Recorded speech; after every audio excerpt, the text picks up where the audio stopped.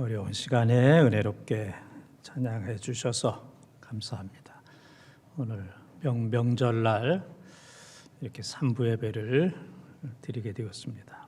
우리 삼부 예배 분위기는 명절에 시댁 식구들 다 가고 친정 식구들끼리 남은 아주 화기애애한 그러한 시간입니다. 고향도 없고 가족도 없는 분처럼 이렇게 예배드리는 여러분들, 정말 성경에 나오는 멜기세덱과 같습니다. 족보도 없고 하늘에서 떨어진 그런 분들 같습니다. 오늘 명절에 예배드리는 모든 분들 또 축복해 주시고, 또 고향과 이곳저곳 흩어져 있는 우리 번동 가족들 있는 곳에서 편안하게 행복하게 지내시고, 또 행복하게 유튜브로 예배를 잘 드리시면 되겠습니다. 저도 예배 마치고 저 시골 양평에 가야 됩니다. 저희도 어머니 88세인데 이제 혼자 이제 시골에 계십니다.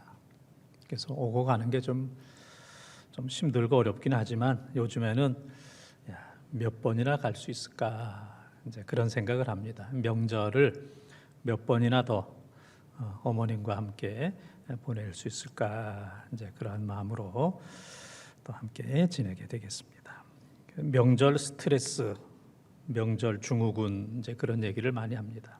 그래서 세 가지 이유인데, 첫째는 명절이 되면 돈이 너무 많이 든다. 지출이 많아서 돈 때문에 스트레스를 받는다. 두 번째는 이 관계의 문제. 안 만나던 가족들, 친척들 만나서 생각지 않았던 이런저런 대화를 하는 거, 그게 다 힘들고 어렵다. 이 관계의 문제. 세 번째는 오고 가는 이 교통의 문제. 얼마나 밀립니까? 그래서 이런 것으로 인해서 명절에 스트레스를 많이 느끼게 된다. 이제 그런 보도를 보게 되는데, 그럼에도 불구하고 명절이 기쁘고 즐겁고 행복한 축복의 명절이 되시기를 축원합니다. 우리 인생은 누구나 다 고난이 있습니다. 지금 여러분에게도 참 이건 어렵다 이제 그런 일들이 다 이제 있을 겁니다. 순탄하기만 한 인생은 없습니다. 건강에 어려움도 있고, 경제의 어려움도 있고, 관계에 또 이런 어려움, 미래와 노후의 어려움도 있을 겁니다. 근데 가장 큰 어려움이라 한다면 이 싸움과 전쟁, 이게 제일 어려울 겁니다. 지금도 러시아와 우크라이나가 계속 싸우고 있는데, 그 많은 사람들이 죽고 다치고 피난 가는 그런 모습을 보면은 참 마음이 아픕니다. 얼마나 힘들까 이제 그런 생각을 합니다. 근데 이 싸움이라고 하는 것은 국가 간에만 있는 게 아니고 또 내 마음 안에도 있고, 가족들, 가정 안에도 있고, 또 교회 안에도 있고, 직장과 사회 속에 사람들이 모인 곳에는 이 싸움과 전쟁이 이제 계속되고 있습니다. 근데 하나님께서는 싸우거나 원수를 갚지 말아라. 오히려 원수를 사랑하라. 원수는 내게 맡겨라. 그렇게 말씀하십니다. 근데 하나님의 방법을 버리고 내 방법대로 하게 되면 평생 싸워야 되지만, 하나님의 방법대로 모든 원수와 싸움을 하나님께 맡기면 하나님께서 놀라운 기적을 베풀어 주십니다. 오늘 이 새해에 또 명절에 오늘 본문에 나오는 이삭이 싸울 수밖에 없는 그런 상황인데, 싸우지 아니하고 또 기도하고 양보하고 사랑함으로 놀라운 르호봇의 놀라운 축복을 받았던 것처럼, 여러분 모두에게 오늘 르호봇의 큰 축복이 임하기를 주님의 이름으로 축원합니다. 르호봇의 축복, 첫 번째 따라하겠습니다. 번성의 축복입니다. 번성의 축복입니다. 22절을 통독합니다. 이삭이 거기서 옮겨 다른 우물을 팠더니 그들이 다투지 아니하였으므로 그 이름을 르호봇이라 하여 이르되 이제는 여호와께서 우리를 위하여 넓게 하셨으니 이 땅에서 우리가 번성하리로다 하였더라.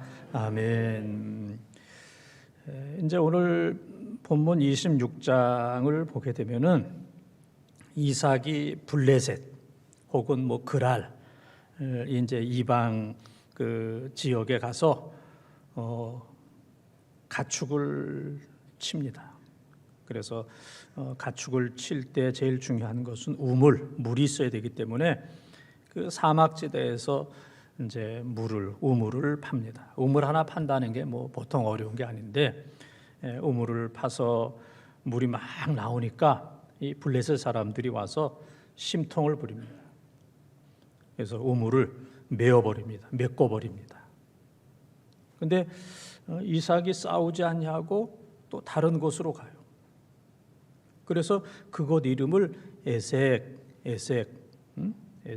다툼 그렇게 얘기하고 다른 곳에 가서 우물을 팠는데 또 물이 잘 나와요. 그러니까 이 블레셋 사람들이 또 따라와서 그 우물을 메꿔버립니다. 그래서 그것을 신나 대적 이제 그렇게 이름을 붙입니다. 그리고 이제 그 다음에 또 다른 장소로 가서 우물을 팠어요.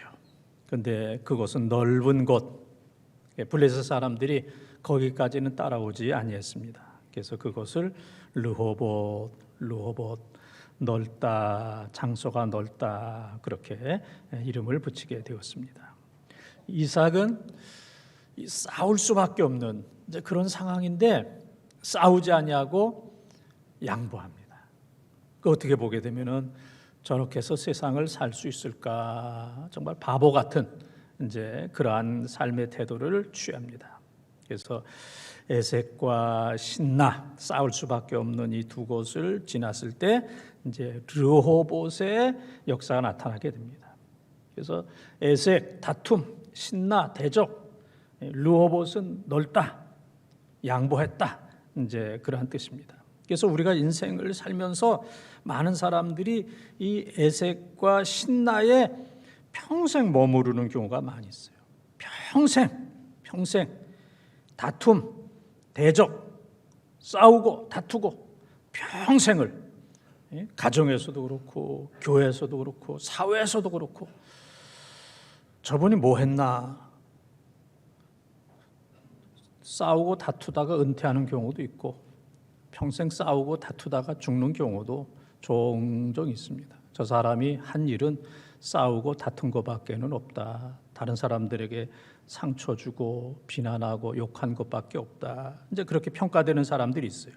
그래서 우리의 삶이 에색과 신나의 싸움과 다툼과 대적에 머무르는 곳이 아니라 한 계단 더 나아가서 르호봇, 싸움이 없는 넓은 곳에 이르는 이 평화의 삶이 되어야 됩니다. 하나님의 말씀은 때때로는 전혀 현실성이 없는 그런 경우들이 종종 있습니다. 그래서 창세기 12장에 보게 되면은 아브라함이 잘 살고 있는데 하나님께서 나타나셔서 내 본토와 아비집과 내 가족을 떠나라 그렇게 말씀하십니다. 그래서 갈대아 우르를 떠나고 하란을 떠나는. 근데 놀라운 것은 하나님께서 지시한 곳이 아니라 무조건 떠나라. 떠나는 게 먼저다. 지시할 미래, 지시할 곳으로 가라. 그런데 아브라함이 하나님의 약속을 믿고 지시할 곳을 바라보면서 떠나게 됩니다. 아브라함이 100세의 아들 이삭을 하나님의 복을 받았습니다. 그리고 이삭이 청년이 되었을 때 창세기 22장에 보게 되면은 또 하나님께서 나타나셔서 내 아들 이삭을 번제로 태워서 제사를 드려라. 모리아 산에 가서 태워서 죽여서 태워서 향기로 연기로 제사를 드려라. 정말 있을 수 없는 그러한 명령을 하십니다. 그런데 아브라함은 창세기 12장에서 떠나라 했을 때 떠나고 또 창세기 22장에서 또 내 아들을 번제로 드리라라고 했을 때 그대로 순종하는 귀한 모습을 볼 수가 있습니다. 그래서 이제 우리 교인들도 그렇죠. 아이고, 목사님의 설교는 좀 현실성이 없어. 목사님이 우리 현실을 잘 모르는 것 같아. 내 교인들이 그렇게 얘기하는 거 다 듣고 있습니다. 또 누구가 그랬다는 거 나 리스트를 다 가지고 있지만은 내가 점잖은 사람이기 때문에 얘기를 안 하고 있을 뿐이지 다 알고 있습니다. 그러니까 우리 교인들이 신앙생활 할 때 이 말씀이 현실성이 없어. 이 말씀대로 순종하다가는 참 망할 수밖에 없어. 그래서 교회 안에서 신앙생활을 하지만은 결정적일 때에는 하나님 없이 하나님을 제외해 놓고 살려고 그러고 하나님 없이 결정하려고 그러고 하나님 없이 내 머리대로 계산대로 이성으로 결정하려고 하는 이런 경우들이 상당히 많이 있어요. 사실 이것이 신앙생활에 위험한 것이고 이것이 바로 타락한 겁니다. 하나님 없이 하려고 하는 것, 하나님 없이 살려고 하고 하나님 없이 결정하려고 그러고 하나님 없이 내 마음대로 내 뜻대로 하나님의 영역이 전혀 없는 그러한 삶을 사는 것, 이것이 바로 불신앙입니다. 그러나 르호봇의 삶은 어떤 상황 속에서도 하나님을 의지하는 겁니다. 에색과 신나, 내 생각대로 한다면, 내 고집대로 한다면 여기서 싸워서 이겨야 내 땅을 차지하고 내가 부자가 되는데, 에색과 신나 다 양보하고 나아갔을 때 하나님께서 생각할 수 없었던 르호봇, 넓은 땅을 하나님이 허락해 주십니다. 그래서 우리의 축복은 땅에 있는 것이 아니라 창세기 39장 2절과 3절에 보게 되면은 이 요셉이 하나님을 잘 섬겼을 때 하나님이 함께 해 주셨어요. 그래서 요셉이 있는 그곳이 바로 형통했습니다. 보디발의 집에서도 형통했고 또 감옥에서도 형통했어요. 그래서 하나님께서 요셉과 함께 하심으로 요셉이 형통하였고 그 형통하게 되는 것, 잘 되는 모습을 요셉 혼자만 느낄 뿐만 아니라 보디발이라고 하는 사람도 느끼게 되었고 또 시위 대장도 그것을 느끼게 되었습니다. 그래서 놀라운 축복이라고 하는 것은 땅에 있는 것이 아니라 하나님이 임마누엘 함께 하실 때 형통한다는 사실을 우리는 기억을 하면서, 이삭이 다 양보했지만 이삭이 농사를 지을 때 블레셋 사람들은 30배의 축복을 받았지만 이삭은 100배의 복을 받았어요. 농사할 때마다 100배. 그래서 이삭이 거부 큰 부자가 되었다. 성경은 그렇게 얘기하고 있습니다. 하나님께서 여러분 모두에게 르호봇의 번성의 축복을 주시길 바랍니다. 무엇을 하든지 잘 되는 100배의 축복. 그래서 이삭이 잘 되는 모습을 블레셋 왕 아비멜렉이 보면서 감당했던 것처럼 시편 23편 5절에 사망의 음침한 골짜기에서 건져주실 뿐만 아니라 원수 앞에서 상을 베풀어 주시는, 원수 앞에서 하나님께서 밥상을 차려주시는데 원수들이 그것을 보면서 놀랄 정도로 하나님께서 100배의 번성의 축복을 베풀어 주시기를 주님의 이름으로 축원합니다. 두 번째 따르겠습니다. 화평의 축복입니다. 화평의 축복입니다.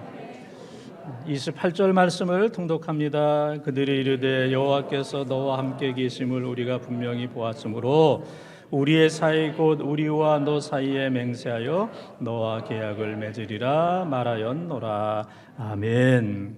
사실 이삭과 그의 가족은 블레셋 지방에 가서 그냥 사는 겁니다.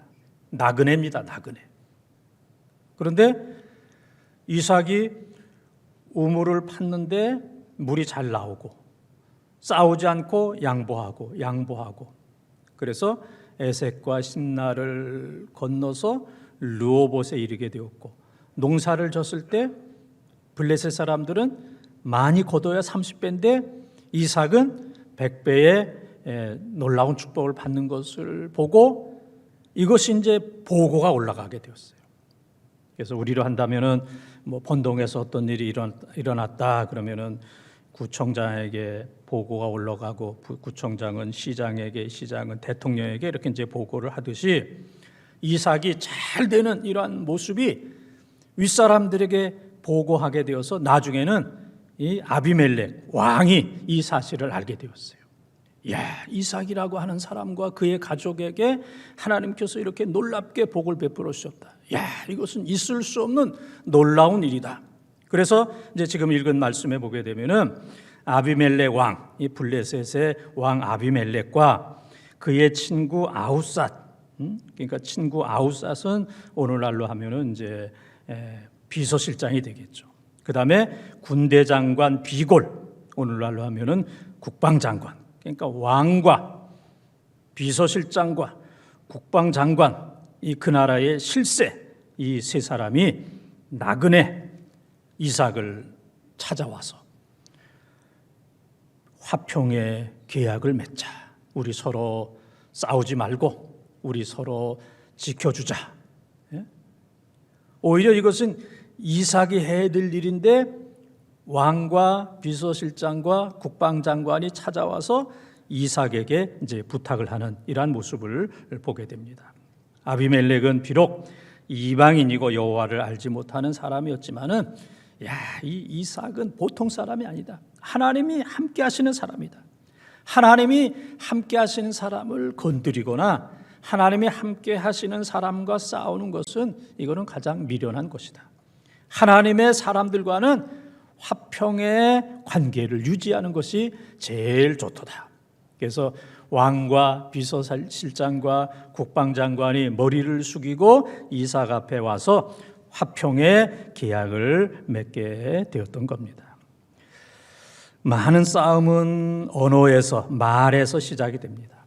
그래서 잠언 15장 1절에 보게 되면은 유순한 대답은, 부드러운 대답은 분노를 쉬게 하여도 과격한 언어는 싸움을 일어나게 한다. 분노를 폭발시킨다 그랬습니다. 그래서 말 한마디에 천냥빚을 갚는다, 이제 그런 말도 있는 것처럼 우리가 어떻게 말하느냐에 따라서 싸우기도 하고 웃기도 하고, 또 우리가 말을 어떻게 하느냐에 따라서 죽으려고 했던 사람이 살기도 하고, 또 살려고 했던 사람들이 자살하는, 죽는 경우도 있고, 또 우리가 말을 어떻게 하느냐에 따라서 집 나갔던 자녀가 돌아오기도 하고, 또 말을 잘못함으로 인해서 집에 있던 자녀를 가출시키는, 내보내는 이런 경우들도 종종 있습니다. 그래서 가장 불행한 것은 가정 안에서 싸우는 것, 이건 가장 불행한 일입니다. 그래서 설이 되고 명절이 되면 가정 폭력이 30% 이상 더 늘어난다고 그래요. 다른 때 이상으로 이제 모여 있는 시간이 많다 보니까 또 거친 말을 하고 상처를 주고, 그래서 폭력이 30% 이상 더 늘어난다고 그러는데, 가정 안에 상처가 있고 폭력이 있다고 하는 것은 가족 모두를 불행하게 하는 겁니다. 하물며 교회 안에서 싸우고 다투는 것은 이건 더 불행합니다. 세상에서 싸우던 사람들이, 상처가 있던 사람들이 교회에 와서는 다 치료를 받고 화평의 복음으로 가정에 돌아가서 화평하게 하는, 이것이 정상적인 것인데, 교회 안에 와서 싸우고 다투다 보면은 교회도 어려워지고 가정도 어려워지는 이런 경우들이 상당히 많이 있습니다.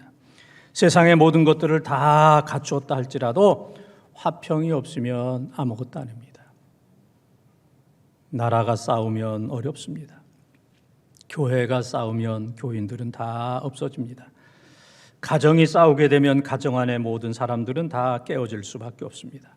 그래서 다른 것도 다 중요하지만 화평한 것, 화평의 감동, 화목의 감동, 이것이 중요합니다. 오늘 명절을 맞이해서 한번 여러분들 오른손을 한번 다 들어보세요.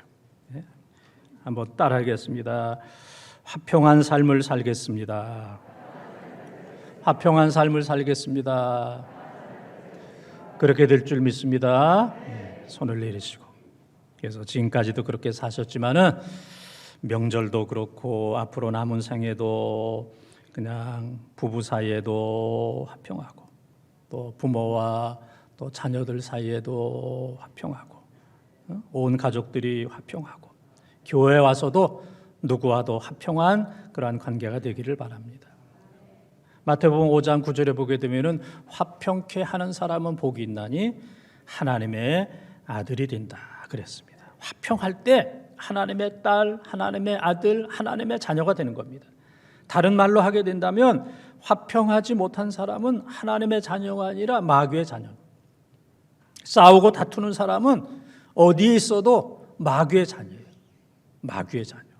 그래서 우리는 화평한 하나님의 자녀가 되어야 됩니다. 이삭이 싸울 수밖에 없는 그런 상황이었지만은 에색과 또 신나를 지나서, 에색과 신나, 다툼과 대적을 지나서 그 다음에 어디에 이르렀어요? 르호봇 넓은 곳에 이르러서 화평의 삶을 살았던 것처럼 우리 모두는 에색이나 신나에 평생 머물면서 가정 안에서 교회 안에서 싸우고 다투는 그런 사람이 아니라 그것을 넘어서 르호봇에 이르는 화평의 삶을 살아가는 우리 본동의 가족들이 다 되시기를 주님의 이름으로 축원합니다. 세 번째 따라하겠습니다. 감동의 축복입니다.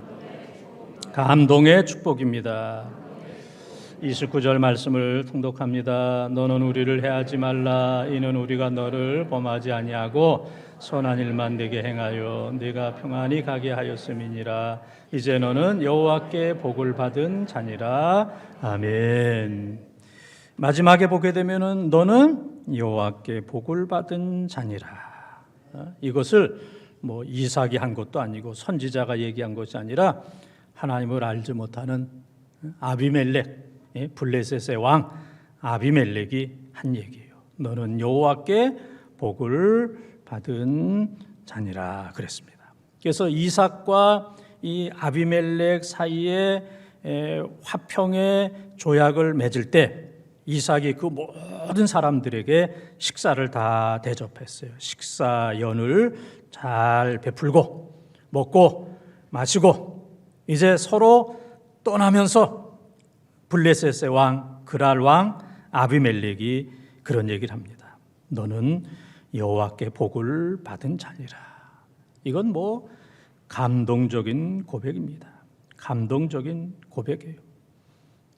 교인들이 우리는 하나님의 축복을 받았습니다. 그렇게 얘기하는 것도 감동이죠. 그러나 그거보다 더 놀라운 축복은 교인 아닌 사람들이 교인을 볼 때 저 사람들은 복을 받은 사람이야. 저 교회는 복을 받은 교회야. 저 교인들은 뭐 행동하는 것이나 말하는 것이나 얼굴이나 모든 것을 볼 때에 저 사람들은 참 복받은 사람이야. 이게 감동이에요. 교인 스스로 우리는 복받았어. 그것도 귀한 일이지만 교인 아닌 사람들이 저 교인들 본동제일교회 교인들은 복받은 사람이야. 여기에 하나님의 영광이 있고 여기에 감동이 있는 겁니다. 그래서 우리는 다른 사람들에게 감동을 주는 이런 삶을 우리가 살아야 됩니다. 그래서 물건 파는 사람들이 그런 얘기 하잖아요. 고객이 감동할 때까지 우리는 섬긴다.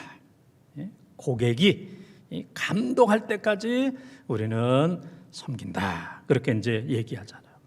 효도하는 자녀들은 부모가 감동할 때까지 효도해야 됩니다. 부모가 감동할 때까지. 부모들은 자녀들이 감동할 때까지 사랑해야 됩니다. 몇 번 사랑하다가 패면 안 됩니다. 때리면 안 됩니다. 우리나라도 이 때리는 그런 기관이 있잖아요. 조폐공사라고. 이건 뭐 성경과는 관련이 없는 겁니다. 잘 하다가 좁히면 안 돼요. 때리면 안 됩니다. 그래서 이 자녀가 감동할 때까지 사랑하고 또 부모님이 감동할 때까지 효도하고 또 성도들 간에 서로 은혜가 될 때까지 잘 섬기는 이러한 일들이 우리 가운데 있어야 돼요. 중간에 포기하면 안 됩니다. 내가 감동하는 동시에 다른 사람들을 감동시키는 이러한 삶이 있어야 됩니다. 하이렘이라고 하는 미국의 한 소년이 있습니다. 하이렘. 근데 그 아버지는 술 주정꾼이고 입만 열었다면 욕이 나옵니다. 어느 정도인지 알겠죠? 술 주정꾼에다가 입만 열면 욕을 합니다. 어머니 역시 아들에 대해서는 관심이 없습니다. 아들에 대해서는 전혀 관심이 없어서 뭐 자녀 양육이 아주 귀찮은 이렇게 이제 생각하는 이제 부모입니다. 그래서 이 부부는 아이가 너무 귀찮아서 강제로 육군 장기 사관학교에 보냈어요.